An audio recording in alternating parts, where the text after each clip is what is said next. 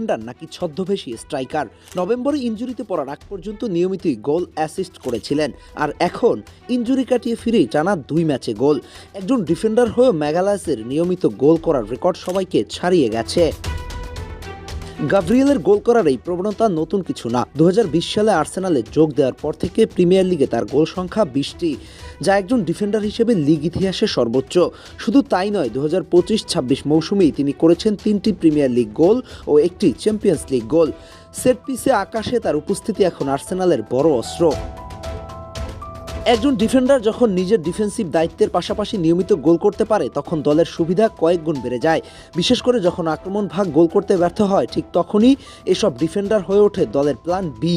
Gabriel 59.7% aerial duels জয়ের হার, 67টি ক্লিয়ারেন্স আর 89% পাসিং অ্যাকুরেসি প্রমাণ করে তিনি শুধু গোল করা ডিফেন্ডার নন, বরং পূর্ণাঙ্গ এক সেন্টার ব্যাকের প্যাকেজ। ইউরোপে এমন আরেকটা উদাহরণ হলো রিয়াল মাদ্রিদের এদার মিলিতাও। চলতি মৌসুমে মিলিতাও লা লিগায় 13 ম্যাচে 1 গোল ও 1 অ্যাসিস্ট করেছেন। মোট 1272 মিনিট খেলেও রক্ষণে রেখেছেন ধীরতা। তার খেলা ম্যাচগুলোর মধ্যে 6টিতে ক্লিনশিট রেখেছেন রিয়াল। পুরোপুরি ফিট থাকলে মিলিতাওয়ের সেট পিসে গোল করার দক্ষতা রয়েছে, যা আগের মৌসুমগুলোতে দেখা গেছে। এই হিসেবে দেখলে ব্রাজিলের একটা বিশাল বাড়তি সুবিধা পেয়ে যাচ্ছে। ইউরোপের টপ লেভেলে খেলা দুজন সেন্টার ব্যাক ব্রাজিলের কাছে। শুধু সেন্টার ব্যাক বললে ভুল হবে, গোল করতে পারা সেন্টার ব্যাক। এই কম্বিনেশন আধুনিক ফুটবলের কোচদের স্বপ্ন, তবে একটা জায়গায় শর্ত আছে। এ ধরনের খেলোয়াড়রা সবসময় কোচের কাছ থেকে একটু ফ্রিডম চায়।